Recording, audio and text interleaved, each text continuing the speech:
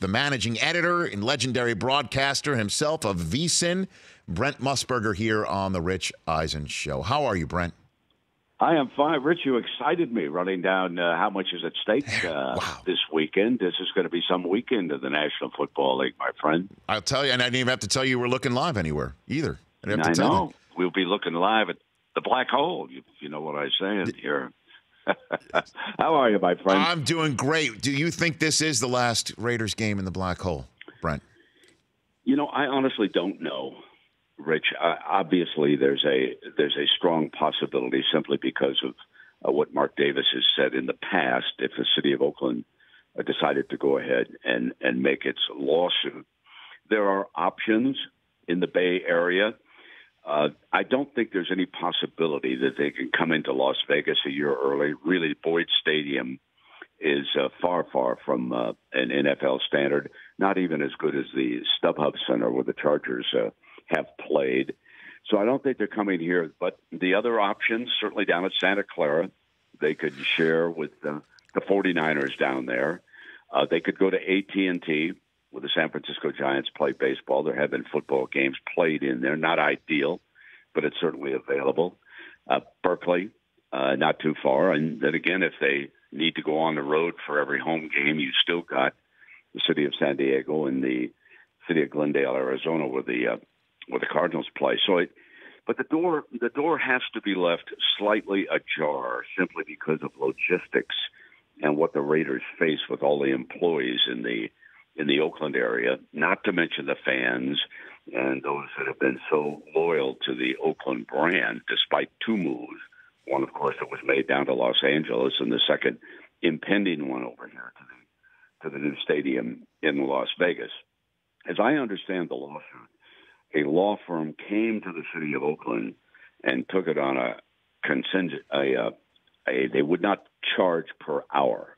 Contingency is the word I was trying to pronounce, and they would take a percentage of whatever they could extract from the Raiders and the NFL. Now, as a total outsider, do not have a law degree, my feeling would be that the NFL would suffer losses on the West Coast in the California courts.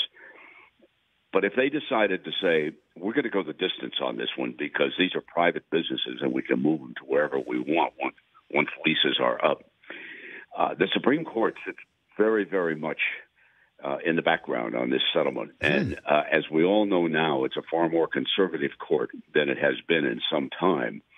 But the NFL may feel we don't want to go the distance. We're going to tie up too much money. We're going to spend too much time on this. We'll pay the city of Oakland off. And maybe that's what the lawyers are counting on. Like I said, I don't have a law degree. I'm just watching this from afar. I'm disappointed in the city of Oakland. I think it's a long shot for them if the NFL decides to go to the distance. Spending as much time as I have in the Oakland area, the most underrated aspect of the Raiders, the fan base, they have been terrific to deal with. It's a heavy Hispanic crowd, a lot of women. I've spent time with a lot of those fans and families. They've been great. They have been obviously abused through the decades by this team moving twice, but many of them saying to me, we're going to go to Las Vegas. We're going to follow the team down there, and many of them have already bought season tickets. So we shall see what happens. I do not want to close the door. And the other thing, Rich, that I want to point out is that I hope the media doesn't jump to the conclusion and say this is the last night, because when they did that in Cleveland, when the original Browns moved to Baltimore, there was basically a riot in the old municipal stadium. And we don't want to see anything like that on Monday. I will just let those in charge of the Raiders decide where they're going to spend next season for their home games before they make the move to Las Vegas. Brent Musburger here on the Rich Eisen Show. We all know what the Bears look like, and we suppose they wouldn't be looking like they look without Khalil Mack there. The Cowboys have absolutely become a different team with Amari Cooper on their roster. Heart of hearts, quiet moment. Do you think John Gruden has any regrets about those situations, Brent? Well, I'm sure that, he must sit back and wish that he had both of them playing for him Monday night against Denver. But and some of it was financial when it came to Khalil Mack. It was also the same agent who represented both, and obviously there was some animosity which flowed. I think the agent was determined to try and get the players out of there. I don't personally second-guess the Amari Cooper trade. I've known Amari since he was down in Alabama, and I just thought he was not happy whenever I was around him in Oakland. Very quiet, didn't seem to like talking, small talk with people like me. And I said, this is a far different person than I knew in Tuscaloosa. And I'm happy that he's played well. He's a terrific talent. I cannot speak for Khalil Mack because I didn't cover him personally, but everybody has told me he was a terrific kid, and he's obviously one of the best defensive players in the National Football League, and certainly the defensive coaches of the Raiders wish that they'd had him around. I think last time I checked, Rich, he had more sacks as an individual than the Raider defense does. Yeah. Overall. It's been very tough for the Raider defense to settle down and get anything going. The tackling has not been good. The angles taken by the defensive backs, long process to get it up to speed. But Gruden manages to always sort of take an optimistic look at things. He knows it is what it is. He's done a very good job with Derek Carr. That relationship has improved. Obviously, I don't expect this team to be contending for the Super Bowl even next year, but they should be able to take some big steps toward improvement. With those 3 first rounds, they can obviously trade 1 or 2 down and add even more draft choices to accumulate some young talent going forward. The team itself has been good to be around. The players seem to enjoy each other. They've been conversational. I don't know what they'll show up with on Monday night simply because the offensive line was so beaten up last week in Cincinnati. 2 new guards were in there. The tackles had a tough time.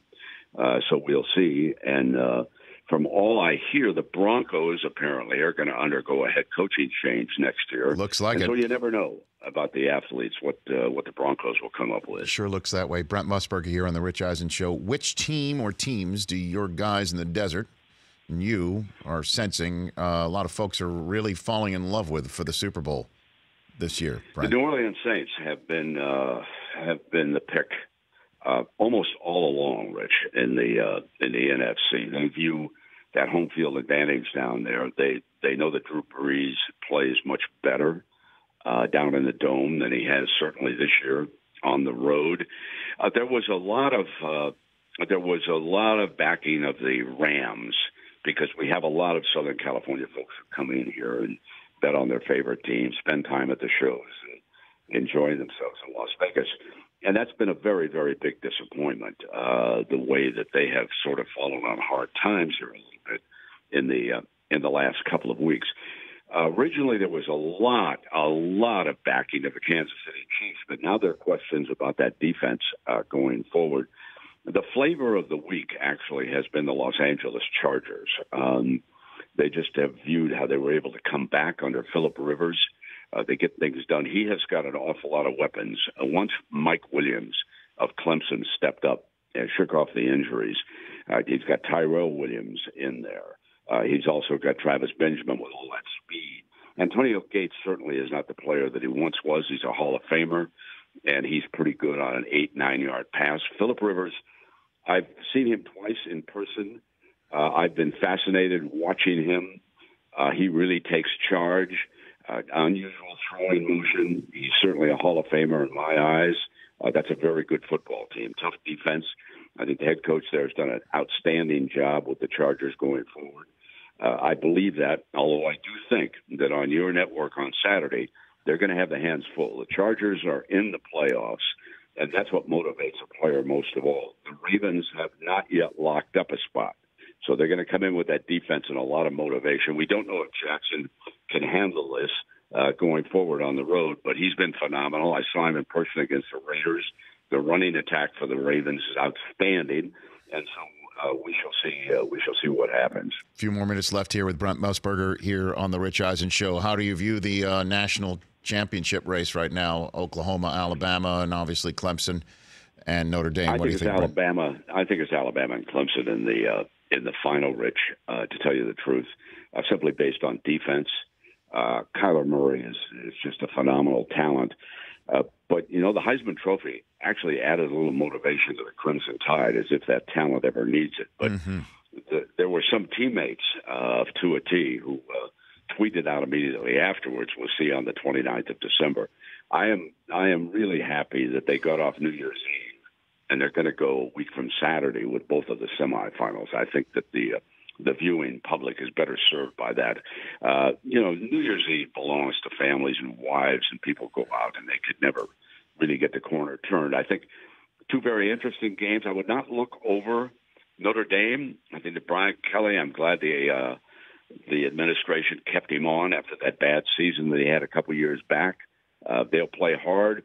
Clemson just has too many NFL first-round draft choices on that defense, I think, for the Irish to sustain their offense. And then I look for Alabama to take charge of Kyler Murray. That'll be a very entertaining football game. Obviously, Oklahoma's not going to be shut down. They have the ability to score on any team, and they will. But I think in the end, as long as Tua T's ankle is good, and I watched some video of him in practice when they allow the cameras in for a few minutes, and he was moving around quite well. So I look for a Clemson-Alabama final. I'll go with the chalk in those two games. You know, I keep thinking again, Brent, there should be an 8-team playoff. I mean, there should be a playoff game tonight. There should be a quarterfinal game tonight. There should be a couple over this weekend. There should be a Christmas Eve, and I know you're calling a game Monday night. We should have one on Monday, and we should get it done. I think your town in Vegas would be lit if something like that happens. The whole country would be locked in. It's time for 8 teams. Would you agree with that assessment? I agree with everything you just said, and I believe it's on its way. If you look at the history of especially the NBA, even the NFL for that matter, but NBA and the NHL, playoffs don't shrink. They grow because the fans like them. And every winner of one of the 5 major conferences deserves a chance to go forward. People have said, oh, you'll diminish the regular season. I adamantly disagree with that because attempting to win even the Pac-12, which was put down early, would have brought a lot of attention to the conference. Who's going to get into the playoff? Then you have a team like Central Florida, the best of the group of 5. They should make it. And then let a committee choose a couple of at-large teams going forward and then have the quarterfinals. I really believe that these home campuses – listen, the NFL has proved conclusively that these home field sites, that's the fans, they don't have to pay money to travel during the holiday seasons. They've got their team at home. It adds so much to the community, and the colleges should give back to those communities like Tuscaloosa and Columbus and Los Angeles when USC is playing well. I adamantly agree with what you're saying, and I think it's just a matter of time. And they'll have more than one television network involved. They'll have 2.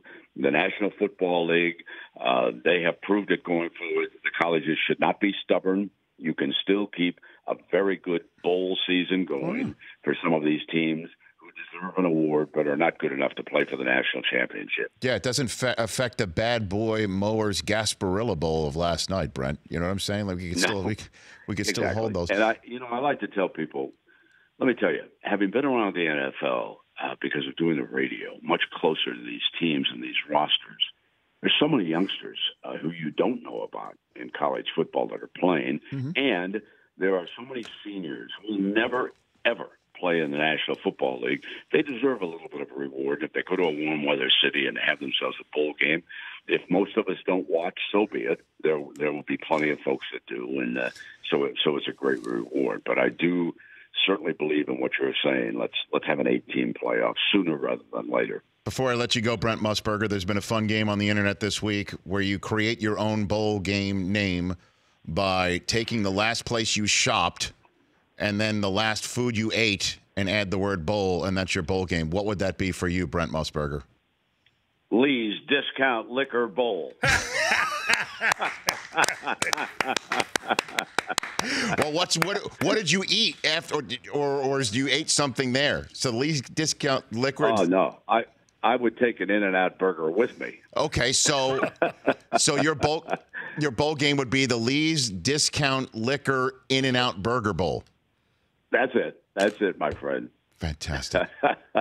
You take care of yourself, Brent. Happy New Year to you and Merry yours. Christmas. Same to you. Merry Christmas and Happy New Year, Rich, to you and all your great viewers. And you do a great job, and we'll talk to you come 2019, my friend. Look forward to it, Brent. Happy New Year to you and yours. Again, he'll be calling the Raiders and Broncos and the Raiders' final season game in Kansas City, which could be absolutely huge. The Rich Eisen Show, weekdays at noon Eastern on Audience.